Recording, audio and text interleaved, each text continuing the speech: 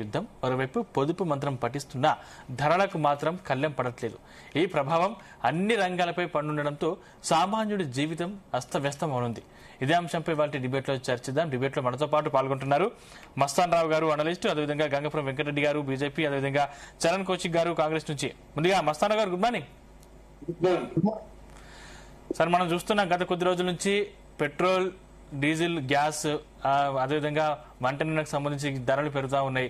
So దీనికి సంబంధించి ఇప్పటివరకు సామాన్యులపై అధిక భారం పడే అవకాశం ఉంది.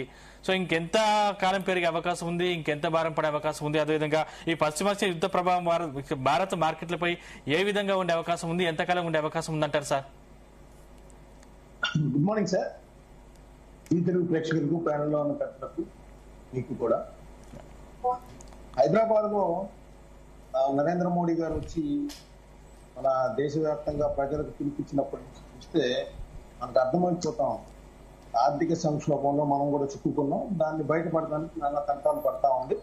అయితే ఈ ఆర్థిక సంక్షోభానికి కారణం ఎవరు, ఆర్థిక మాంద్యం నుంచి దేశ ప్రజలను బయట పడేయడానికి ఎందుకు నరేంద్ర మోడీ గారు లేకపోతే ఆయన సారథ్యంలోని ప్రభుత్వం ఇంతగా దెబ్బతింది అనేది కూడా ప్రజలు ఆలోచిస్తా ఉన్నారు. ఎందుకంటే ఫిబ్రవరి 28వ తారీఖు ఈ ఇరాన్ యుద్ధం ప్రారంభం. అప్పటి నుంచి చూస్తే ఒక 10 రోజుల్లోనే గ్యాస్ కొరత వచ్చింది. ఆ కొరత నేపథ్యంలో మార్చి 8, 9 కాలంలో వస్తే ఏం చేశారంటే మనకి నిల్వలు ఉన్న ఇబ్బంది ఏం లేదని చెప్పుకుంటూ వచ్చారు, కానీ అప్పటికే 60 రూపాయలు పెంచారు. సో ఆ తర్వాత చూస్తే ఏదో అందరూ కూడా కొద్దిగా పొదుపు మంత్రం పాటిస్తూ గ్యాస్ ను కూడా జాగ్రత్తగా వాడుతున్నారు. ఇప్పటికి కూడా గ్యాస్ కష్టాలు అట్లానే ఉన్నాయి. చాలా ప్రాంతాల్లో హోటల్స్ లో కానీ వాటిల్లో కానీ ఇంకా ఇబ్బందికర పరిస్థితులు ఉన్నాయి. ఎందుకంటే కమర్షియల్ గ్యాస్ ని కూడా దాదాపు 1000 రూపాయల దాకా పెంచారు. సో అయినా కూడా ఆ కష్టాలు ఏం తీరలేదు. రెండోది, మోడీ గారు చెల్లిన తర్వాత ఆయన చెప్పారు రాబోయే కాలంలో కఠినంగా ఉండబోతుంది, దానికి సిద్ధం కావాలి, పొదుపు మంత్రాలు పాటించాల్సిన అవసరం ఉందని ఆయన చెప్పారు. ఆ చెప్పిన నేపథ్యంలోనే మొన్న చూస్తేనేమో 3 రూపాయలు పెంచారు. ఇవాళ చూస్తే 90 పైసలు, 83 అని 89 అని టోటల్ గా చూస్తే 90 పైసలు దగ్గర పెంచారు.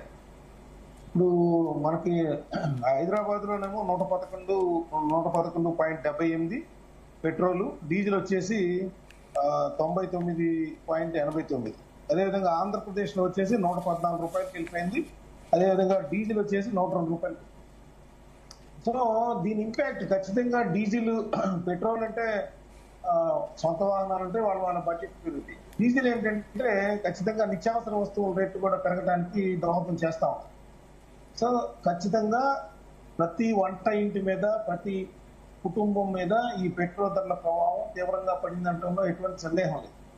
ఒకటి చెప్తా నేను, ఏంటంటే మన్మోహన్ సింగ్ గారు ఉన్నప్పుడు ప్రతి 15 రోజులకు ఒకసారి అంతర్జాతీయ చమురు ధరలు, బ్యారెల్ ఎంత ఉందో చూసుకొని దాని ప్రకారం చమురు సంస్థలు మన పెట్రోల్, డీజిల్ ధరలను సవరిస్తా వచ్చాయి. దాని ప్రకారం చూస్తే సరే అది అంతర్జాతీయ స్థాయిలో పెరుగుతున్నప్పుడు మనం కూడా ఏం చేయలేం కదా అని ప్రజలు కూడా దానికి అలవాటు పడతారు. భారతీయ జనతా పార్టీ ప్రభుత్వం వచ్చిన తర్వాత ఏమైందో తెలియదు, కానీ అసలు తగ్గినా పెరిగినా వాళ్ళు పెరిగిన రేట్లే ఉంచడం ప్రారంభించారు. దాని ప్రకారం చూస్తే కొన్ని లక్షల కోట్ల రూపాయలు ప్రజల మీద గత కొన్ని సంవత్సరాలుగా భారం పడుతూనే ఉంది. అసలు ఎవరు ప్రశ్నించే వాళ్ళు కూడా లేరు. కాంగ్రెస్ పార్టీ కూడా చేష్టలుడికి కొన్ని రోజులు ఏదో ప్రశ్నలు చేశారు, పార్లమెంట్ లో అడిగారు, కానీ దానికి సంబంధించి ఉద్యమం చేసిన పరిస్థితి కూడా లేదు. సో చమురు ధర బ్యారెల్ 58 రూపాయలున్నా, $58 ఉన్నా కూడా అదే రేటు, 110 రూపాయలు ఉన్నా కూడా అదే రేటు ఇచ్చారు. సో అది ప్రజల్ని దోచుకుంటామని చెప్పేసి పెద్ద ఎత్తున ప్రజల నుంచి కూడా ఆందోళన వ్యక్తం అవుతున్నప్పటికీ భారతీయ జనతా పార్టీ దాని ద్వారా వచ్చే ఆదాయాన్ని వదులుకోవడానికి సిద్ధపడలేదు. మళ్ళీ ఇప్పుడేంటి, ఈ చమురు సంక్షోభం, పశ్చిమాసియా సంక్షోభం కావచ్చు, ఇంకా హార్మోజ్ జలసంధి నుంచి మనకి ఫ్లో తగ్గడం కావచ్చు, లేకపోతే ఏదైతే మనకి ఎక్కడి నుంచి అయితే చమురు కానీ ఇవన్నీ వస్తూ ఉంటాయో, పెట్రోల్ కానీ లేకపోతే ఫెర్టిలైజర్స్ కానీ, వీటికి సంబంధించి వంట నూనెకి సంబంధించి అన్ని వస్తూ ఉంటాయో, అవన్నీ కూడా దిగుమతులకు సంబంధించి అనేక ఇబ్బందులు తలెత్తిన నేపథ్యంలో ఇప్పుడు మనందరం కూడా సిద్ధం కావాలనేది, పొదుపు మంత్రం పాటించాలనేది పిలిపిస్తా ఉన్నాం. ఒక్క సెకండ్ 5 రాష్ట్రాల ఎన్నికలు జరిగే వరకు కూడా భారతీయ జనతా పార్టీ నెలకొన్నా ఉంది. దాని ప్రభావం వల్ల వాళ్ళ ఓటు పట్ల తగ్గిద్దని, ఏదైతే ఆయా రాష్ట్రాల్లో ఎన్నికలు అయిపోగానే వీటన్నిటికి కూడా సిద్ధపడింది అనేది చెప్తా ఉన్నారు. ఈరోజు రాహుల్ గాంధీ గారు కూడా చెప్పారు, ఆయన యూరోపియన్ కంట్రీకి వెళ్తా ఉన్నారు, అందరినీ ప్రజలనేమో విదేశీ పర్యటన మానేయమంటున్నారు, ఆయన విదేశీ పర్యటనకి వెళ్తా ఉన్నారు. ఆయన అదానికి అంబానీకి వాళ్ళ యొక్క ప్రయోజనాలకు తప్పితే వాళ్ళని పొదుపు మంత్రం వైపు ఏం చెప్పట్లేదు. సో ఇవన్నీ కూడా ఆలోచించాలి. అసలు పొదుపు పేద ప్రజలు ఎందుకు చేయాలి, వాటి ద్వారా వచ్చే పన్నుల ద్వారా వచ్చేదేమో ప్రభుత్వం లగ్జరీస్ గా చేస్తా ఉంది. వీటిని ఎప్పటి నుంచి పేద ప్రజలు బయటపడేస్తారనేది ప్రశ్నిస్తా ఉన్నారు. వీటికి భారతీయ జనతా పార్టీ సమాధానం చెప్పాల్సిన అవసరం కూడా ఉంది. రైట్ రైట్ రైట్ చిరంకుష్ గారు, గుడ్ మార్నింగ్. మీ వాయిస్ రావట్లేదు చిరంకుష్ గారు. సార్, ఇక్కడ నరేంద్ర మోడీ గారు ప్రధానమంత్రి అయిన తర్వాత ఆ రోజు 2014 పెట్రోల్ రేటు 74 రూపాయల 40 పైసలు ఉండే, డీజిల్ రేటు 65 రూపాయల 82 పైసలు ఉండే. కానీ నరేంద్ర మోడీ గారు ప్రధానమంత్రి అయిన తర్వాత మనకి చూస్తా ఉన్నాం, అన్ని డబల్ పెరిగినటువంటి పరిస్థితి మనం చూసినాం. ఇప్పుడు రోజు రోజుకు డీజిల్ పెట్రోల్ రేటు విపరీతంగా పెరుగుతున్న పరిస్థితి. అదేవిధంగా 5 రాష్ట్రాల ఎలక్షన్లు అయిపోయిన తర్వాత ఏకంగా 3 రూపాయలు పెంచారు. నిన్న 90 పైసలు పెంచిన పరిస్థితి కూడా చూసినాం. అదే కాకుండా ఒక ఆజ్యమో పొదుపు మంత్రం చెప్పిస్తూనే ఏకంగా వినియోగదారుల మీద భారం పడేటువంటి ప్రయత్నంలో భాగంగా డీజిల్ పెట్రోల్ రేటు విపరీతంగా పెరుగుతున్న పరిస్థితి చూస్తాము. అది ఈ 3 రూపాయలు 90 పైసలు కాదు, ఇంకా పెరుగుతుంది, 10 రూపాయల వరకు పెరుగుతుంది అని చెప్పేసి ఆర్థిక విశ్లేషకులు చెప్తా ఉన్నారు. కాబట్టి ఖచ్చితంగా భారతదేశం ఆర్థిక సంక్షోభం దిశగా ఆల్రెడీ గతంలో కూడా ప్రయాణించింది. ఇప్పుడు ఇంకా పూర్తి పీకల్లో కష్టాల్లోకి వెళ్లే పరిస్థితి కూడా కనబడతా ఉంది. అయినా నివారణ చర్యలు ఏమన్నా తీసుకున్నారా అంటే ఆ నివారణ చర్యలు కూడా ఎలాంటి నివారణ చర్యలు తీసుకోలేదు.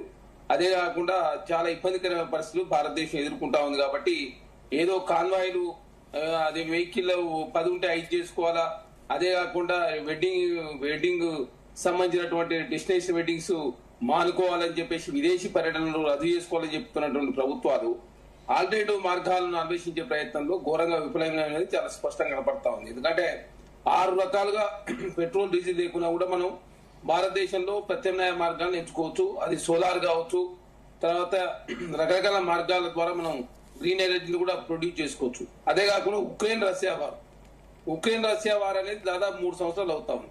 యూరియా సంబంధించినటువంటి అంశము ఉక్రెయిన్ రష్యా మీద ప్రధానంగా భారత్ ఆధారపడుతుంది. మరి ఎరువుల విషయంలో కూడా మనం ప్రత్యామ్నాయ మార్గాలు అన్వేషించే దానిలో ఘోరంగా విఫలమైన మాట వాస్తవం.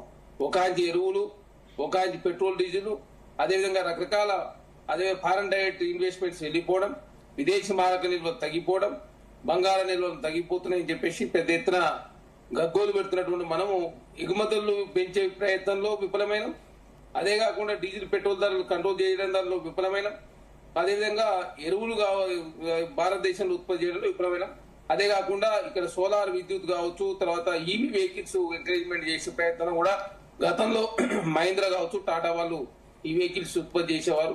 తర్వాత ఇప్పుడు ఎలన్ మాస్క్ లాంటి వాళ్ళు కూడా చైనా నుంచి డైరెక్ట్ భారతదేశానికి అదేవిధంగా ఎలక్ట్రికల్ వెహికల్ కూడా సప్లై చేసే పరిస్థితి వచ్చింది. అయినా ఆ స్థాయిలో అనుకున్న స్థాయిలో మనం ఎలక్ట్రికల్ వెహికల్స్ మనం ప్రొడక్షన్ చేయలేకపోవడంతో భారతదేశంలో రకరకాల సమస్యలు ఆల్టర్నేటివ్ మార్గాలు అన్వేషించే ప్రయత్నంలో ఘోరంగా విఫలమైందని చాలా స్పష్టంగా కనపడతా ఉంది. కాబట్టి ఇప్పుడు ఆర్థిక సంక్షోభం అనేది అది ఎక్కడికి వరకు పోతో అర్థం కాని పరిస్థితి. ఎందుకంటే మనం మన పక్కన శ్రీలంకను చూసినాం,